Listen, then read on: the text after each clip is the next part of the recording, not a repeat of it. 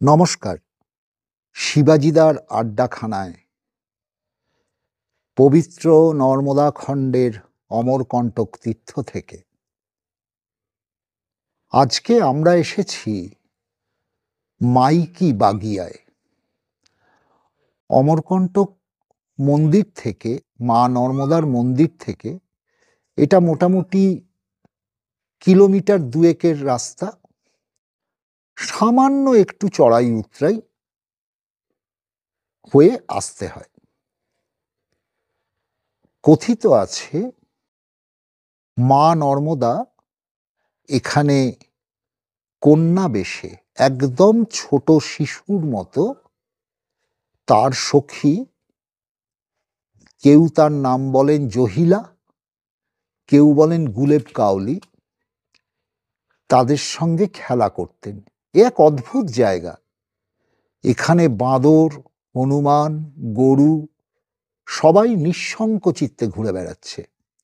সত্যি সত্যিই মনে হয় মায়ের ছোট্ট একটা মেয়ের খেলা করে বেড়ানোর বাগান, মাইকি বাগিয়া।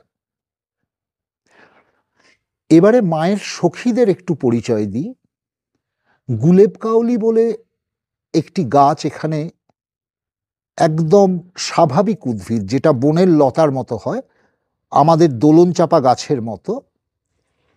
তাতে অনেকটা দোলন চাপার মতোই ফুল হয়, কিন্তু এই গুলেব কাউলির নির্যাস থেকে চোখের জন্য অত্যন্ত ভালো আয়ুর্বেদিক ওষুধ তৈরি হয়।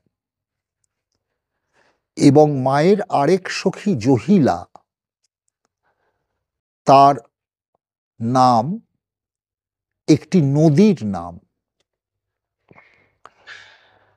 এই মাইকি বাগিয়াতেই বলা হয় প্রকৃতপক্ষে মা নর্মদার উৎপত্তি। তারপরে এখান থেকে মাটির তলা দিয়ে বয়ে গিয়ে মা আবার প্রকাশিত হয়েছেন মন্দিরে যে নর্মদা কুণ্ড আছে সেখানে। সেখান থেকে মা নর্মদার ধারা বয়ে চলেছে মাটির ওপর দিয়ে। এখন এই যে জায়গাটি, এই জায়গাটি অত্যন্ত ভাবগম্ভীর জঙ্গলের মধ্যে একটি জায়গা। আপনারা যদি এখানে আসেন দেখবেন শান্ত, গাছের পাতা পড়লেও তার আওয়াজ পাওয়া যায়। নিস্তব্ধতা কি জিনিস কলকাতার মানুষ যদি বুঝতে চান তাহলে এখানে আসতে হবে। এখানে অনেকগুলি আশ্রম আছে, সামনে ক্রিয়াযোগ আশ্রম, বহু সাধুরা আছেন,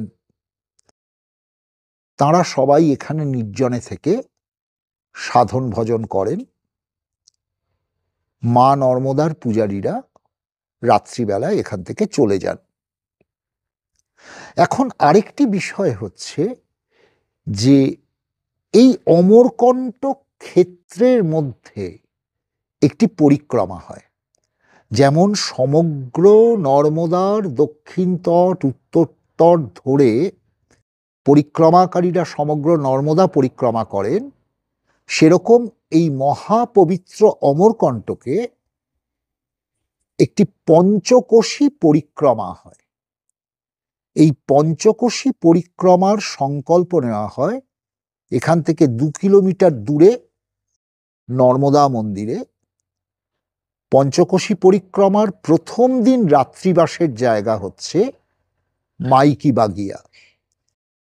মাইকি বাগিয়াতে পরিক্রমাবাসীদেরও থাকার জায়গা আছে এবং এখানে পরিক্রমাবাসীদের সেবারও ব্যবস্থা আছে। সুতরাং এটি একটি বিশেষ তীর্থক্ষেত্র বা একটি বিশেষ জায়গা অমরকণ্টকের মধ্যে, যেখানে তীর্থযাত্রীরা আসেন পুণ্য সঞ্চয় করতে। আমাদের মতো যারা একটুখানি উৎসাহী, নিজের মধ্যে নিজে ডুবে যেতে, একটুখানি উৎসাহী নিজেদের ভেতরের জায়গাটা পরিষ্কার করতে তারা এই জায়গার বন জঙ্গলকে ব্যবহার করেন তাদের সাধন ক্ষেত্র হিসেবে।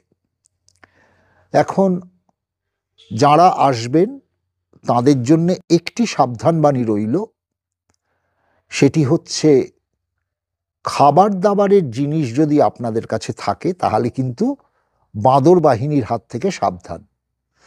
কোনো খাবার জিনিস কিন্তু ওপেনলি হাতে ঝুলিয়ে নিয়ে যাবেন না, তাহলে কিন্তু বাঁদরের পাল আপনাদেরকে চারপাশে ঘিরে যেন তেন প্রকারেণ আপনার ওই জিনিসটি ছিনিয়ে নেবে। প্রসাদ আর আপনার ভাগ্যে জুটবে না, কারুর না কারুর ভাগ্যে তো জুটবে। মায়ের ইচ্ছা। আজ আসি, নমস্কার।